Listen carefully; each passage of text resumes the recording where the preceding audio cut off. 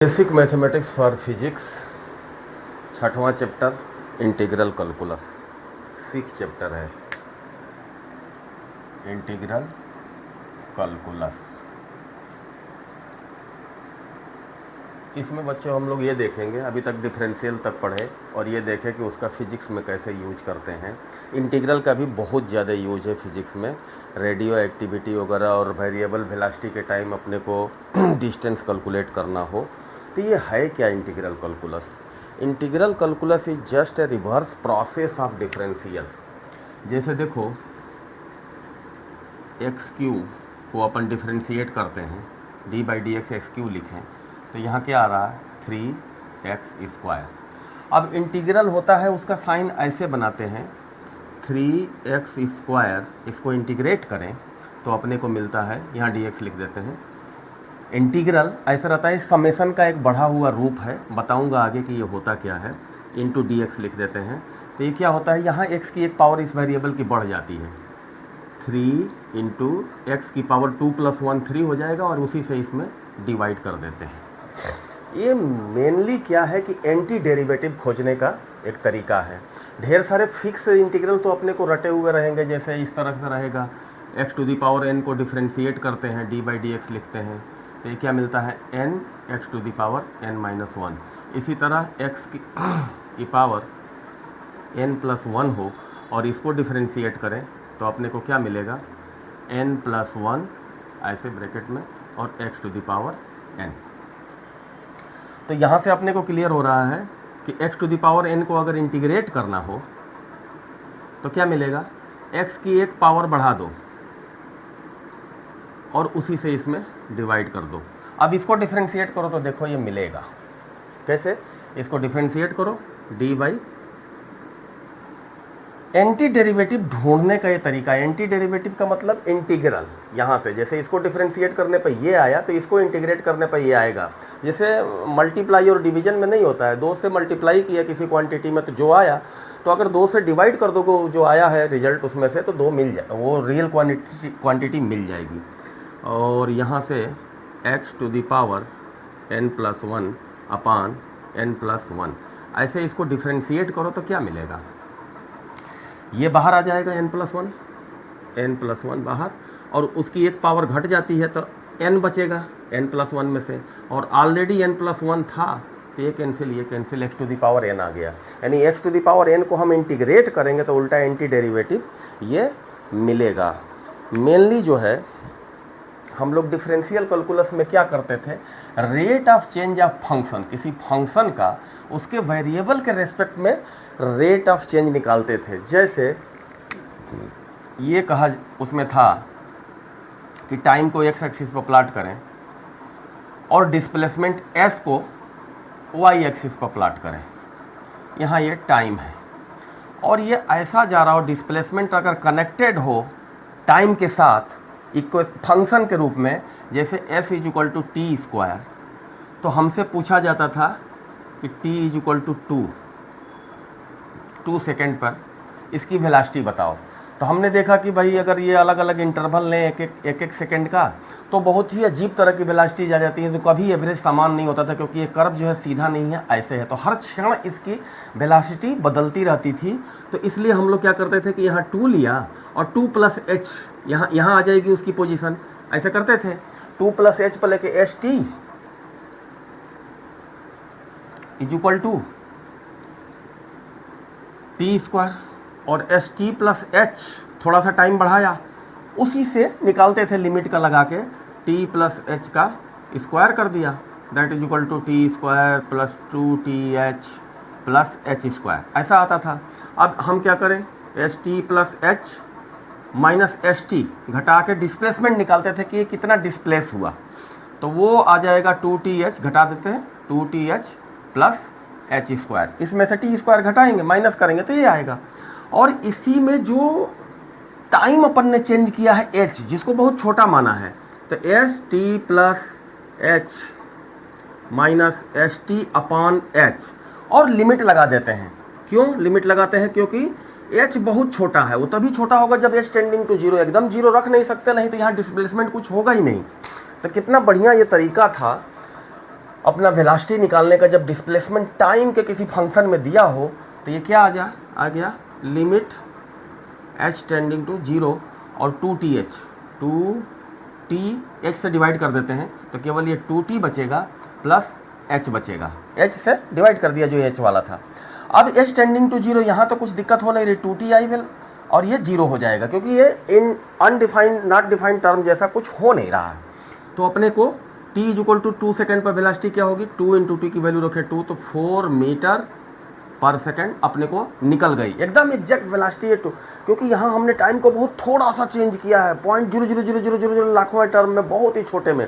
तो इससे क्या पता चलता है कि डिफरेंशिएशन क्या था, the rate of change of function with respect to variable. Variable में when change in variable is very small उसी को कहेंगे h टेंडिंग टू 0।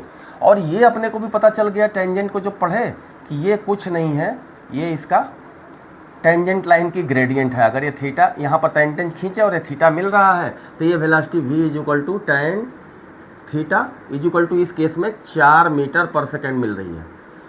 इसमें एक कन्फ्यूजन हो सकता है कि यार थीटा की वैल्यू से सारी वेलोसिटीज कैसे कैलकुलेट कर लेंगे। थीटा 0 पर 0 होता है और 90 पर इनफाइनाइट होता है। किसी भी चीज़ की वेलोसिटी 0 से इनफाइनाइट तक ही तो होगी ना, मैक्सिमम क्या होगी इनफाइनाइट। रॉकेट फाकेट के केस में और धीरे चल रही तो वही 0 के पास एकदम ठहर गई तो 0, और थोड़ा थोड़ा चल रही तो इसके पास होगा। यानी जिस डिस्प्लेसमेंट टाइम ग्राफ का एंगल जितना ज़्यादा होगा एक्स एक्सिस से, यानी उसका टाइम थीटा भी उतना ज़्यादा होगा और उतनी उसकी वेलोसिटी ज़्यादा होगी। तो ये मिला अपने को, अपन समझ लिए इसमें जो है डिफरेंशिएट क्यों करते थे। इसी तरह इंटीग्रेट में पहले तो सीख लेते हैं कि ये एंटी डेरिवेटिव यानी डिफरेंशियल का ठीक उल्टा प्रोसेस है। अब वेरिएबल अगर कोई दिया हुआ है एक्स या टी में, एक्स में दिया हुआ है एफ एक्स फंक्शन का f x is equal to x square वगैरह, तो ये एक्स का वेरिएबल है। तो जब इसको इंटीग्रेट करते हैं integral f x d x is equal to integrate x square d x, ये डी एक्स लगे होने की वजह से एक पावर इसकी बढ़ जाती है। अभी एक कंसेप्ट क्लियर रखें, और वो क्या होगा, इसकी एक पावर बढ़ाएंगे 2 + 1 और बाई 3 यानी x³/3, ऐसे इसका एंटी डेरिवेटिव आ जाएगा। ये एक्स स्क्वायर को अपन इंटीग्रेट किए तो ये आ गया, और इसको डिफरेंशिएट करेंगे तो ये डेरिवेटिव आ जाएगा, ये वाली चीज़ आ जाएगी, और ये एंटी डेरिवेटिव है। इतना तक तो समझ में आ गया। तो दो तरह का काम करता है इंटीग्रल, एक तो एरिया निकालता है, कोई ग्राफ कोई फंक्शन दिया हो y पर उसको प्लाट किए हैं, इसीलिए एफ एक्स को हम लोग y लिख देते हैं, y मान लेते हैं, और ये x का फंक्शन है, ऐसे जा रहा मान लो x³ f x is equal to x³। तो इसमें ये क्या करता है कि डेफिनिट इंटीग्रल भी एक चीज़ होती है, आगे बताता हूँ। वो जो है x इज इक्वल टू ये a है और b है, a से b के बीच ये देखो टेढ़े मेढ़े ये कर्व के बीच और इस एक्सिस के बीच के एरिया को भी निकाल देता है। वैसे निकालना संभव नहीं है, इसको कोई जैसे सीधी लाइन होती तब तो अपन जो है लगा देते क्वाड्रिलेटरल का फार्मूला, ये मालूम है, ऑर्डिनेट ये मालूम है, और इसको कर देते, ये डिस्टेंस भी मालूम हो जाती। लेकिन नहीं कर सकते क्योंकि ये सीधी लाइन नहीं है, ये कर्व है, ऐसे ये फंक्शन x³ के हिसाब से बदल रहा है। उसको निकालने के लिए बताऊंगा डेफिनेट इंटीग्रल में क्या करते हैं, लेकिन पहले एंटी डेरिवेटिव अपन समझ गए। इसी तरह एंटी डेरिवेटिव पहले लिख लेते हैं, e⁻x वगैरह का। e⁻x को डिफरेंशिएट करोगे, अकेला ऐसा फंक्शन है जिसका डिफरेंशिएट करो या इंटीग्रेट करो वही का वही रहता है। बहुत ही विचित्र फंक्शन है और बहुत ज़्यादा काम आता है फिजिक्स में, इसकी मतलब उपयोगिता बहुत ज़्यादा, utility is equal to e⁻x। क्यों? क्योंकि d/dx e⁻x is equal to e⁻x। एक और चीज़ समझ लेते हैं, कांस्टेंट ऑफ इंटीग्रेशन। जैसे देखिए किताब को पढ़ते रहेंगे, टेलीग्राम चैनल में ये है और बढ़िया से लिखा हमने समझाया है, और बेहतर समझ में आ जाएगा। मैं थोड़ा थोड़ा इसके कॉन्सेप्ट को खोल देता हूँ। जैसे x² को डिफरेंशिएट किए तो ये आ गया 2x। अब 2x को अगर अपन इंटीग्रेट करें तो क्या आ जाएगा, x की पावर यहाँ 2 कर दो और इंटू 2 पहले से था और उसी 2 से डिवाइड कर दो, तो that is equal to x² आ गया। 2x dx को इंटीग्रेट करें तो। लेकिन एक बात और देखते हैं अपन, ये 2x देखने से ये नहीं मान सकते हैं कि 2x को इंटीग्रेट करने पर यही आएगा। क्यों? क्योंकि देखो x स्क्वायर प्लस 5 को x स्क्वायर प्लस 5 है, इसको डिफ्रेंशिएट करो dy dx। अब ये कांस्टेंट है तो 0 हो जाएगा, तो ये क्या होगा 2x प्लस 0 2x। तो x स्क्वायर प्लस 5 का भी डिफ्रेंशिएट करने पर 2x आ रहा है, x स्क्वायर को भी डिफ्रेंशिएट करने पर 2x आ रहा है। तो हम इसका इंटीग्रल लेंगे तो x स्क्वायर प्लस 5 माने कि केवल x स्क्वायर माने, ये थोड़ा यहाँ दिक्कत होता है मैथमेटिक्स में। तो क्या करते हैं, ढेर सारे इंटीग्रल निकल जाएंगे इसके, जो वेरिएबल के टर्म में तो सेम होंगे, कांस्टेंट उनका डिफर कर जाएगा और सभी को डिफरेंशिएट करने पर वही फंक्शन मिलेगा। तो अपन क्या करते हैं कि यहाँ 2x को इंटीग्रेट जब करते हैं तो लिख देते हैं एक्स स्क्वायर प्लस सी, जहाँ C is a constant term integration इसको बोलते हैं। क्योंकि हम निर्धारित नहीं कर पा रहे हैं कि इसको जब इंटीग्रेट किए तो ओरिजिनल फंक्शन कौन सा था जिसके डिफरेंशिएशन से मिला था। कोई भी हो सकता है, x square plus 0, x square plus 1 2 3 कुछ भी लिखोगे नंबर, क्योंकि कांस्टेंट का डिफरेंशिएशन 0 होता है। तो इसको इस टर्म में समझना जरूरी है कि कांस्टेंट ऑफ इंटीग्रेशन यहाँ लिखेंगे तब ये इंटीग्रल परफेक्ट हो जाएगा। और इसको देखो ज्योमेट्रिकली समझने की अपन कोशिश करते हैं। इसको x is equal to c is equal to 0 1 2 -1 इस तरह का रखें वैल्यूज, और तब देखें कि क्या मिल रहा है। इसको मिटा के बना देता हूँ। ये बेसिकली एक एक्स स्क्वायर जो क्या है, एक पैराबोला है। ये है अगर y और ये है x, तो ये x square y is equal to x square एक पैराबोला है। अब अगर c इज इक्वल टू 0 रखें तो ये ऐसे जाएगा। ओरिजिनल लिख देते हैं, c X square plus c, y is equal to x square plus c। General ये इंटीग्रेशन है 2x का इंटीग्रेशन 2x dx का इंटीग्रेशन y है अगर, तो y is equal to x square plus C आएगा इंटीग्रेट होके, जहाँ c कांस्टेंट ऑफ इंटीग्रेशन है। c इज इक्वल टू 0 रखें तो ये मिलेगा, c इज इक्वल टू 1 रखें तो क्या होगा, पैराबोला तो ऐसे ही रहेगा, इसका वर्टेक्स जो है 1 यूनिट ऊपर उठ जाएगा। ये है ओरिजिन 0 0 0 0। आप लोग ड्रा करके देखना, इसीलिए हमने उसमें पढ़ाया था पैराबोला, क्या बोलते हैं, कोऑर्डिनेट ज्योमेट्री में, जिससे कॉन्सेप्ट क्लियर रहे। ये 1 0 सॉरी 0 1, एक्स कोऑर्डिनेट तो 0 रहेगा, वाई कोऑर्डिनेट 1 ऊपर उठ गया। और अगर c इज इक्वल टू 2 रखें तो ये 0 2 हो जाएगा, 0 और ये 2। तो इसमें देखिए पैराबोला सेम बन रहे हैं, बस वो केवल पैरेलली ऊपर नीचे शिफ्ट हो जा रहे हैं जैसे जैसे हम इसको करते c की वैल्यू बदलते हैं। तो ये ज्योमेट्रिकली सेम है इंटीग्रल सारे, यही इंटीग्रल है इसका 2x का इंटीग्रल, ये सारे हैं। अब एंटी डेरिवेटिव तो इसका मिल गया, लेकिन वो थोड़े थोड़े डिफर कर रहे हैं। और उनको कहीं भी एक लाइन ले लो, x इज इक्वल टू 1 ले लो, जैसे किताब में भी हमने वही लिया है x इज इक्वल टू 1।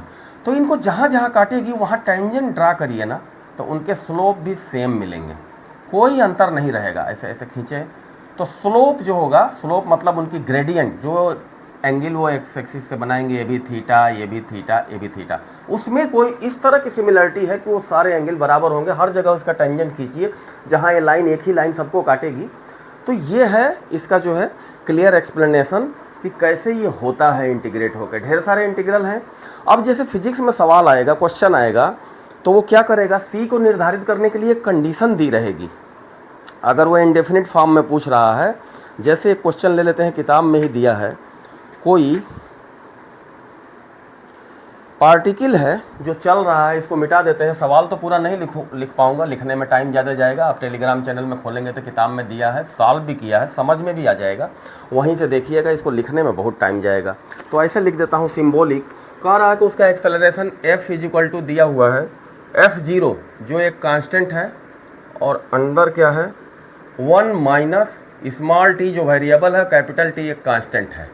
ये और ये तो कांस्टेंट है, कैपिटल T और f0, और f जो है वेरिएबल इसका एक्सेलरेशन है जो इस टाइम t पर ऐसे चलता है। अब टाइम t वेरी करेगा तो एक्सेलरेशन वेरी करेगा। तो पूछ रहा है and t constant, the particle is t is equal to 0 पर वेलोसिटी 0 है, t इज इक्वल टू 0 पर v is equal to velocity particle की 0 है। इन टाइम इंटरवल में t equal to instant when, तो वेलोसिटी पूछ रहा है v फाइंड आउट करो कब, जब एक्सेलरेशन f0 हो। ठीक है, अब इसको देखते हैं कि इनडेफिनेट इंटीग्रल का एप्लीकेशन कैसे आता है। अब एक्सेलरेशन क्या होता है, change in velocity with respect to time. dv by dt को हम एक्सेलरेशन लिखेंगे, एक्सेलरेशन जो यहाँ f दिया हुआ है इज इक्वल टू क्या मिला है अपने को, f0 1 माइनस स्मॉल t अपन कैपिटल T। देखो इसको उधर ट्रांसफर करके वेरिएबल को सेपरेबल कर सकते हैं अपन इक्वेशन में, कोई दिक्कत नहीं है। यहाँ ले लो dv यानी change in velocity is equal to f0 1 minus small t by capital T, और यहाँ आ जाएगा dt। अब दोनों तरफ इंटीग्रेट कर सकते हैं हम, यहाँ इंटीग्रल का साइन लगाएं और ये कांस्टेंट है f0 तो बाहर आ जाएगा, और ये dv जो है जैसे dx ऐसे करके और 1 दिया हो तो यहाँ क्या करेंगे, x लेते हैं और उसकी पावर पहले यहाँ 0 है, x ये 1 क्या है, x की पावर 0 है तो 0 प्लस 1 कर देंगे और नीचे भी 0 प्लस 1 कर देंगे। तो ये किसी कांस्टेंट का इंटीग्रेशन जो कांस्टेंट इंटू x की पावर 1 आ जाएगी।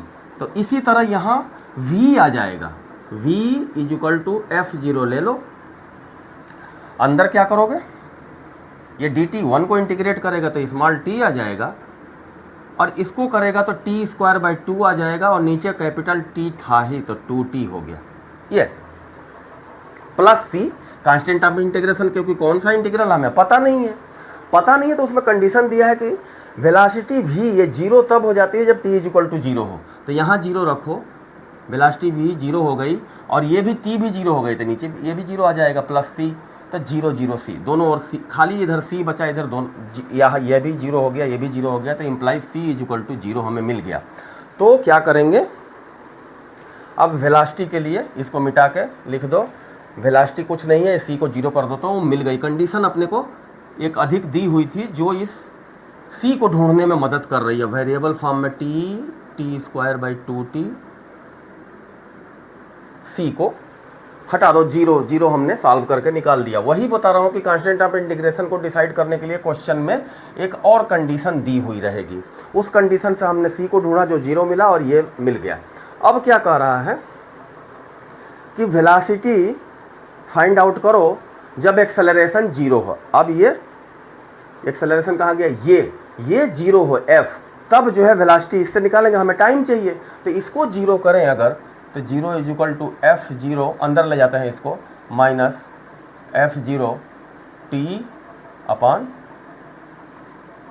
कैपिटल T, इसको इधर लाओ, f0 small t upon capital T is equal to f0, इसको कैंसिल कर सकते हैं। अब देखो t is equal to t, इस कंडीशन में जब एक्सेलरेशन 0 तभी होगा जब स्मॉल t और कैपिटल T कांस्टेंट के ये बराबर हो जाएगा, ये कांस्टेंट दिया हुआ है, ये वेरिएबल है, तो ये कंडीशन हमें मिल गई कि एक्सेलरेशन कब 0 होगा, और उसी टाइम पर ये पूछ रहा है कि वेलोसिटी कितनी होगी। तो देखो ना, कुछ नहीं करना है, इसको कैपिटल T पुट कर देना है, v is equal to f0 small t is equal to capital T हमने प्रूफ कर लिया, तो स्मॉल t पर कैपिटल T रखो जो कंडीशन दी हुई है उसके हिसाब से, minus t square upon 2t, ये ख़त्म करो, ये ख़त्म करो, तो क्या मिला भाई, t माइनस टी बाई 2, तो v is equal to f0, t minus t by 2 तो t बाई 2 ही बचेगा। अरे भाई 1 माइनस 1 बाई 2 तो 1 बाई 2 ही तो बच रहा है, वही चीज़ यहाँ हो रही है, t और में से t का आधा घटाओगे तो t का आधा ही मिलेगा, तो इंटू t बाई 2, यही आंसर है, f0 t बाई 2, ये हो गया। तो हमने ये सीख लिया कि कांस्टेंट ऑफ इंटीग्रेशन को कैसे अप्लाई करेंगे। ये एग्जाम्पल ज़रा आगे दिया हुआ था, थोड़ा एग्जाम्पल 3 है इंटीग्रल कैलकुलस का, इस बुक का एग्जाम्पल 3। अब हम ये देखते हैं कि इंटीग्रेशन को सीखे कैसे। ढेर सारे इंटीग्रेशंस हैं, उनको लिख देता हूँ, जैसे उसमें लिस्ट दी हुई थी डिफरेंशियल में, अभी भी खोल के देखिए और उसको अच्छे से डेराइव करके याद करिए। मैंने बोला था तो वो तो आप लोगों का ही काम है कि थोड़ा मेहनत करके उसको कॉन्सेप्ट के साथ दिया हुआ है, डेरिवेशन के साथ, आप खुद भी एक बार देख के करें उसमें से डिफरेंशियल वाले चैप्टर से, और एक बार खुद बिना देखे करें उसको डेरिवेशन के साथ, जिससे आपको क्लियर हो जाएगा। केवल नकल करेंगे, उसको छापेंगे तो फ़ायदा नहीं होगा। इसको हम लिख देते हैं इंटीग्रल की कुछ लिस्ट है स्टैंडर्ड, ये तो याद ही रखना पड़ेगा और ये बड़े कॉमन है, अपन बार बार प्रैक्टिस करके डेराइव करके इसको सीखे हैं। Integral x to the power n dx is equal to क्या आएगा, x to the power n+1 upon n+1। इसमें यही होता है कि इसकी पावर बढ़ जाती है और नीचे उससे डिवीजन हो जाता है। दूसरा क्या है, दूसरा इंटीग्रल है 1 इंटू डी एक्स। अब ये x की पावर 0 है, ये तो क्या हो जाएगा, 0 में 1 जोड़ेंगे तो ये x हो जाएगा। अच्छा प्लस c भी लिखते चलेंगे, कांस्टेंट ऑफ इंटीग्रेशन, तभी ये पूरा होगा। इनडेफिनिट इंटीग्रल है, यहाँ कोई लिमिट दी नहीं है, तो ये इस तरह का जो सिंबल रहता है इनडेफिनिट रहता है कि c कुछ भी आ सकता है भाई, 0 1 2 3 पाई कुछ भी आ सकता है। और प्लस c, इसका डिफ्रेंशिएशन अपन समझ अच्छे से सीख चुके हैं कि x को डिफ्रेंशिएट करोगे तो पावर एक कम होती है तो वो जो है कांस्टेंट हो जाएगा, 1 हो जाएगा। तीसरा क्या है, cos x का sin x, integral sin x dx, ये क्या आएगा, cos x आएगा, सॉरी माइनस cos x, किताब में तो cos x पहले लिया है, हम भी लिख देते हैं cos x is equal to sin x plus c। क्यों, क्योंकि साइन को डिफरेंशिएट करोगे तो cos आएगा। चौथे में देखो, अगर साइन को इंटीग्रेट करेंगे, ये इधर दिया है तो इसमें साइन बदल जाता है, sorry sine x dx is equal to cos x का डिफरेंशिएट करते हैं तो माइनस साइन x आता है, तो यहाँ माइनस cos x लेना पड़ेगा, एक बाजू तो रहेगा ना cos। अब माइनस cos x को अगर डिफरेंशिएट करोगे तब साइन x आएगा, क्योंकि cos का डिफरेंशिएशन माइनस साइन होता है, अपन ने प्रूफ किया है। और ये ज्योमेट्री का यूज है, geometry sine a plus b, sine a minus b, cos a plus b, cos a minus b का। इसलिए मैं बार बार जोर दे रहा हूँ कि आप लोग ट्रिग्नोमेट्री में जो डिराइव करके सिखाई गई है उसको छोड़िए मत, रट के चलने पर बहुत दिक्कत दे देगा ये, और एक बार क्लियर करते हुए चलेंगे तो ठीक रहेगा। सेक स्क्वायर एक्स, इसी तरह चौथा, tan को डिफरेंशिएट करते हैं तो क्या मिलता है, सेक स्क्वायर एक्स को अगर इंटीग्रेट करें तो tan x आएगा, tan x प्लस c। क्यों, क्योंकि tan को डिफरेंशिएट करते हैं तो सेक स्क्वायर एक्स आ जाता है।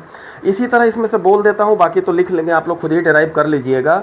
एक चीज़ होती है, एक और स्पेशल जो इंटीग्रल बता दूँ, 1/x को लेते हैं तो dx is equal to log e पर x आता है, जो किताबों में ऐसे मॉड में लिखा रहता है, ये बड़ी बढ़िया चीज़ है।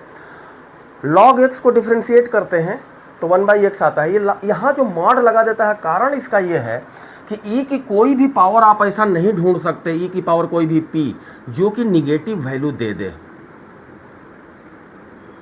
सोचिए 2.7 में ऐसा कौन सा पावर रखेंगे कि निगेटिव आ जाएगा, और वही चीज़ है जो पावर रखने के बाद ये आएगा तो ये ओवरऑल वैल्यू है, मान लो इज इक्वल टू p है, तो ये हमेशा पॉजिटिव ही आएगा, इसलिए मॉड में लिखा रहता है। तो ये कन्फ्यूजन ज़रा दूर कर लेंगे, और बाकी इस किताब को ही खोल के टेलीग्राम चैनल से इसको देखते हुए और डिराइव करते हुए, और इसको करने से पहले डिफरेंशियल को एट ए ग्लांस पूरी लिस्ट बनी है, उसका डिफरेंशिएशन अच्छे से सीख के और एक लाइन से आप लोग लिख लीजिएगा। वो बता दिया geometrical interpretation constant of integration का। अब क्या बचा, इंटीग्रल अगर जुड़े हों प्लस माइनस से तो उससे कोई फ़र्क नहीं पड़ता, उसमें कोई नया फार्मूला नहीं लगता है। अगर जुड़े हों तो सबका इफेक्ट जो है, जैसे ये दिया हो integral fx dx plus integral gx dx, और इसकी वैल्यू अगर आई आ रही है, इसकी वैल्यू सेकंड आ रही है, तो that is equal to I plus second I, ऐसे हो जाता है, जुड़ जाता है, इसमें कोई दिक्कत नहीं है, इसके लिए कुछ अलग से सीखने की ज़रूरत नहीं है। अब methods of integration, substitution method, तीन तरह का जनरली हम यूज करेंगे, वो सिखा देता हूँ। मेथड्स कितने सीखेंगे अपन इंटीग्रेशन के। पहला है सब्स्टिट्यूशन, ये अपने को आएगा फिजिक्स में बार बार। देखो जैसे साइन एक्स का है, साइन एक्स का integral dx is equal to minus cos x, हम आसानी से लिख लेंगे, मालूम है हमको, रटा हुआ है, याद है। इसका डिफरेंशिएशन निकालते हैं तो ये आता है, माइनस cos x का डिफरेंशिएशन निकाले तो ये आता है। लेकिन अगर ऐसा दे दिया हो integral sine mx, sorry sign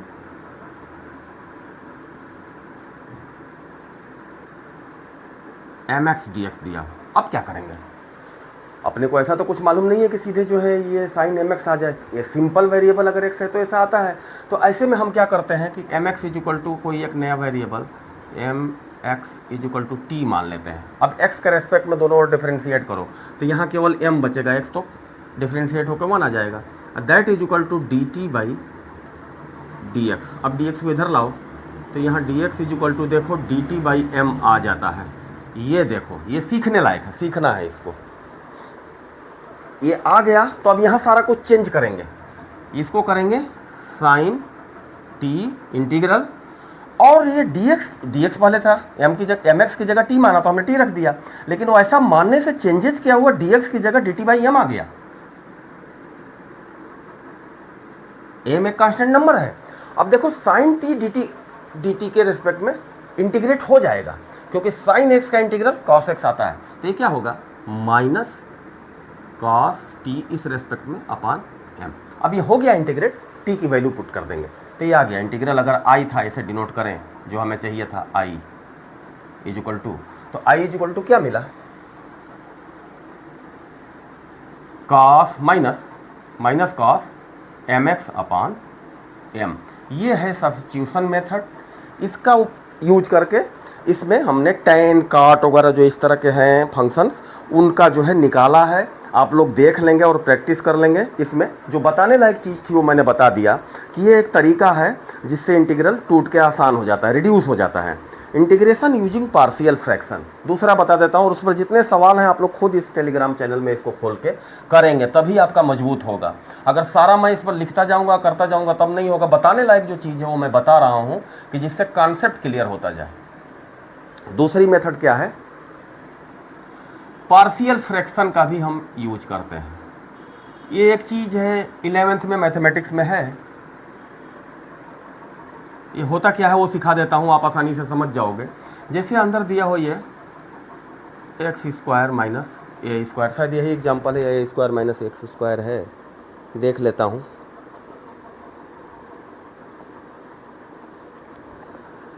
partial fraction X square minus A square ही लिया हमने, उदाहरण 2, उदाहरण हिंदी में लिख दिया एग्जाम्पल को, और ये पहला वाला पार्ट है। दूसरे पार्ट में भी बताता हूँ कि कैसे उसको करते हैं। पार्शियल फ्रैक्शन इसी में यूज होगा, x square minus A square.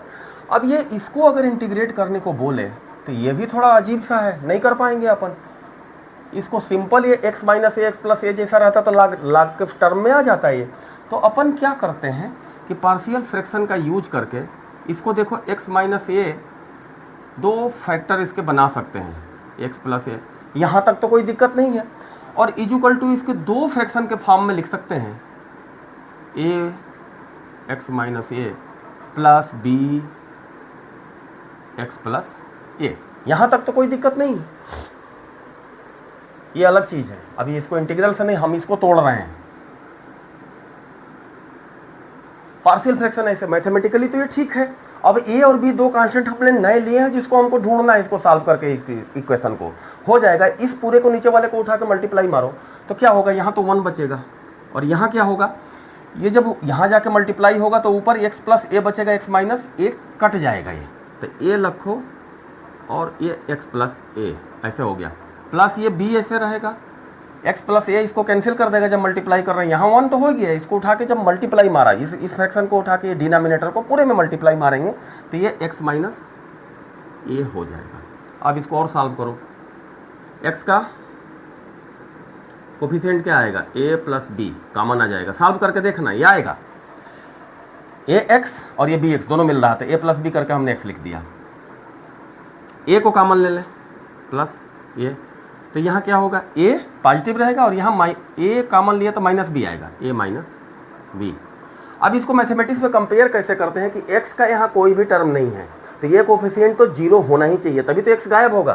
तो A plus B is equal to 0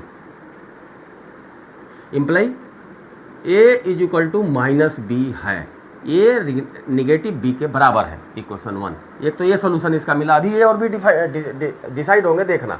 एक कांस्टेंट टर्म है और यहाँ भी ये कांस्टेंट टर्म है, ये भी कोई डिजिट है और ए भी हमने कांस्टेंट माना है, उसको ढूंढना है। तो 1 इज इक्वल टू, इसको कंपेयर कर लेंगे, ए माइनस बी। देखो तो ये क्या करेगा, a minus b is equal to 1/a आया, आ गया ना यहाँ से। अब a भी डिसाइड हो जाएगा, a की जगह माइनस बी रख दें तो -2b बराबर -2b is equal to 1/a है, तो ये b is equal to -1/2a, ये आ गया। और a इज इक्वल टू ठीक इसको उल्टा आएगा 1/2a, ऐसे आ जाएगा। तो अब ये टूट गया, ये फ्रैक्शन कैसे हो गया, जो फ्रैक्शन हमारा रिक्वायर्ड था i इज इक्वल टू लिख लें, इंटीग्रल दो पार्ट में, a की जगह 2a रखो, 2a upon x minus a, minus b negative में है 1/2a यहाँ भी आएगा, sorry a is equal to 1/2a है ये, तो हमने ऊपर लिख दिया, गलत कर दिया, ये 1 रखें और ये 2a यहाँ रहेगा, -2a ऐसे रहेगा और x प्लस a हो गया ये, और इसको ऐसे बॉक्स में रख के इंटीग्रल बना लें। अब ये आ जाएगा i, कैसे आएगा, 1/2a को कॉमन ले लो और ये आएगा क्या, log ये वाला x माइनस a और माइनस करके x प्लस a, तो माइनस करके करेंगे तो वो नीचे आ जाएगा। ये प्रॉपर्टी याद होनी चाहिए, अच्छे से अपन पढ़ेंगे लॉगरिथम जो अलजेब्रा में दिया है तो ये पता चल जाएगा अपने को कि ये कैसे आ रहा है। अरे मान लो अगर माइनस log ऐसे लिखता मैं, माइनस log e पर x प्लस a, तो ये क्या होता, -1 ऐसे करके, तो यहाँ जाता तो ये -1 तो 1/, में आ जाता, 1/, में आ जाता, तो ये जो है कुल मिला के सॉल्व होके ऐसे आ जाएगा, log a minus log b है तो अपान फ्रैक्शन में आ जाता है वो, ठीक है।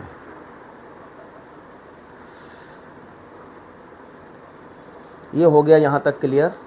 अब अपन क्या करेंगे, कुछ ऐसे भी आ जाते हैं फंक्शन जो साइन कास में आएंगे,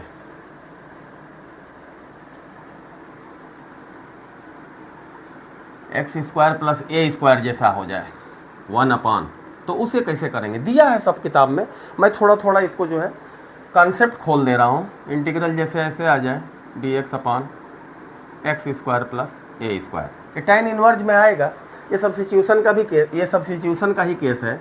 यहाँ मान लो x is equal to a tan theta, इसको तोड़ने के लिए ऐसे तो हम निकाल नहीं सकते, अगर खाली ये x होता तो निकल जाता लॉगरिथम के टर्म में, लेकिन x² है तो ऐसे ही इसको मानेंगे और डिफरेंशिएट करेंगे x के रेस्पेक्ट में, तो क्या होगा, यहाँ 1 हो जाएगा, ये sec² theta d theta upon dx, ये हो जाएगा। dx अगर यहाँ लाओ तो dx is equal to a sec² theta d theta, ऐसे बदल गया ये। और यहाँ भी इसको करो, dx की जगह क्या लिखें, a sec² theta d theta upon x की जगह a² कॉमन ले लें तो ये tan² प्लस 1 हो जाएगा, tan² थीटा प्लस 1, ये x is equal to a tan theta रखे तो साफ साफ ये दिख रहा है कि ये sec² थीटा और 1 प्लस tan² थीटा सेम होता है, sec² theta is equal to 1 plus tan² theta, और ये a यहाँ से हटाओ तो खाली ये बचेगा नीचे डी थीटा, तो that is equal to integral theta d theta और 1/a को बाहर ले लो, सॉरी डी थीटा नहीं है, ये sec² थीटा का थीटा ये तो कट गया, केवल डी थीटा बचेगा, तो इज इक्वल टू क्या होगा 1/a, ये थीटा में आ जाएगा प्लस c, केवल इसका इंटीग्रल थीटा होगा, थीटा वेरिएबल यहाँ लिया है। और थीटा क्या है, tan को यहाँ से देखो थीटा यहाँ से मिलेगा, tan theta is equal to, इसको रखें tan theta is equal to x/a है। तो अगर ऐसा उटपटांग वैल्यू साइन कास या tan की दी हुई हो तो हमने बताया है ट्रिग्नोमेट्री में एक तरीका है, इसको यूँ लिख लेते हैं tan इनवर्ज लॉगरिथम की तरह, x/a को जो वैल्यू आएगी उसको यहाँ रखेंगे और ये जो है थीटा को बताता है, theta is equal to tan inverse x/a, तो यहाँ भी थीटा केवल दे दिया है तो ये आ जाएगा वही चीज़, that is equal to 1/a tan inverse x/a। ये थोड़ा थोड़ा ट्रिग्नोमेट्री, कोऑर्डिनेट, ज्योमेट्री, सारा कुछ आपस में अप्लाई होता जा रहा है एक दूसरे का रिजल्ट, और उससे जो है अपनी समस्या सुलझती जा रही है। तो मैथमेटिक्स ऐसे ही सुलझाया जाता है, हर नॉलेज इसमें आपस में इंटरकनेक्ट है और उसको सीखना ज़्यादा ज़रूरी है। अब दो फंक्शन के प्रोडक्ट का हम लोग जो है वो सीख लेते हैं। Integration of product of two functions, और इसको log x का निकालने में इसमें बड़ा जो है यूज होता है इसका, तो इसलिए इसको सीखना जरूरी है। किताब में दिया है, हम थोड़ा सा एक्सप्लेन कर दे रहे हैं।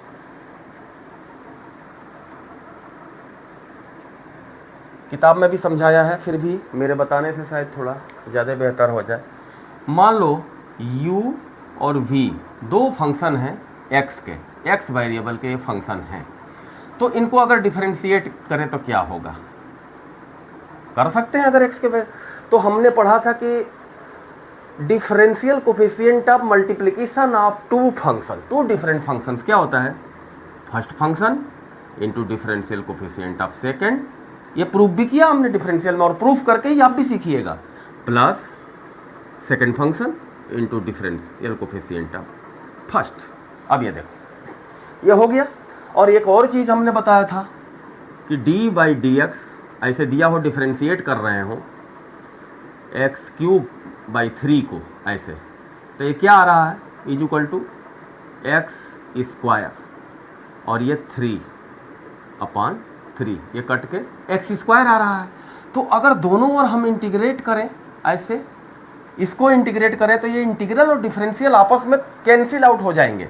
जैसे कोई चीज़ कहें कि x है, x में मल्टीप्लाई बाई 2 और डिवाइड बाई 2, तो ये क्या रहेगा? आपस में कैंसिल हो जाते हैं। तो उसी तरह की ये प्रॉपर्टी है, डिफरेंशिएट किए हुए थे इस फंक्शन को यहाँ पे, और पीछे से पूरे को इंटीग्रेट कर दे तो ये गायब हो जाएगा, ये खत्म सा हो जाएगा। तो क्या बचेगा? u v is equal to, अब यहाँ इंटीग्रल लगाओ, u dv by d x plus integral of v into d u by, ऐसा हो सकता है। ये फंक्शन फिर बच गए, x और y के ये फंक्शन है, डिफरेंशिएट होने के बाद भी x का ही फंक्शन रहेगा, और ये भी डिफरेंशिएट होने के बाद भी x का फंक्शन, और u और v तो है ही है x के फंक्शन। अब क्या करेंगे? इसको रखो, इसको इधर लाओ, u v को ऐसे रख लो, u v माइनस इसको थोड़ा बाएं लाते हैं, निगेटिव से हो जाएगा, integration of v into d u by d x is equal to क्या बच रहा है? Integral u d v by d x. अब यहाँ एक चीज़ हम थोड़ा मानेंगे,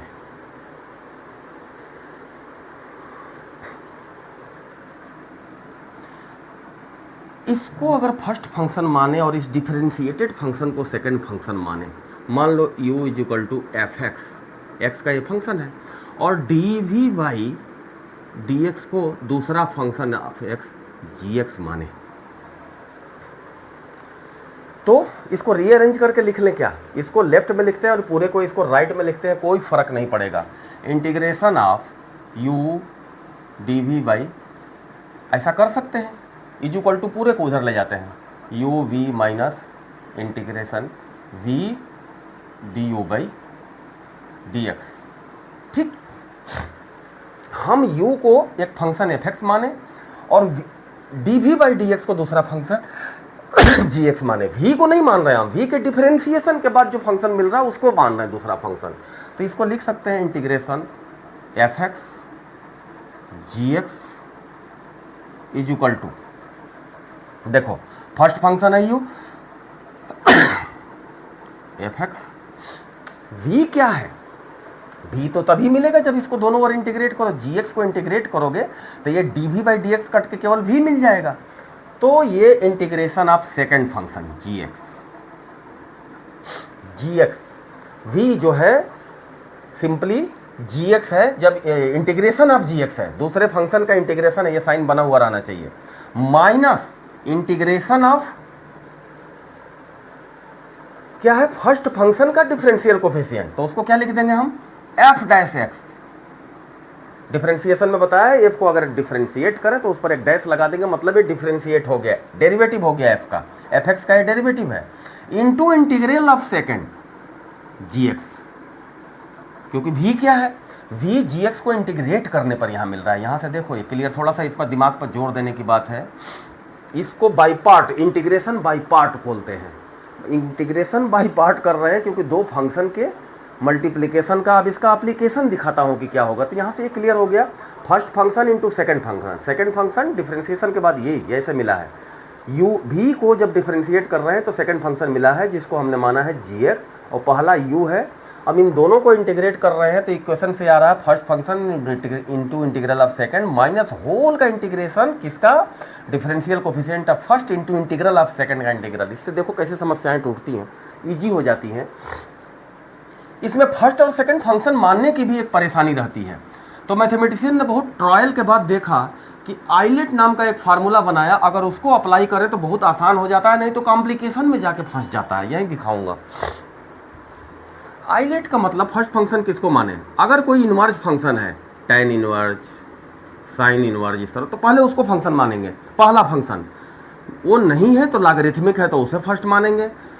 ए आई लेट टी ई, अगर लॉगरिथमिक में नहीं है तो एलजेब्रिक है, एक्स है, एक्स स्क्वायर है या वन है, वन वगैरह कोई कांस्टेंट नंबर है तो उसे भी एक्स की पावर 0 से एलजेब्रिक मानते हैं।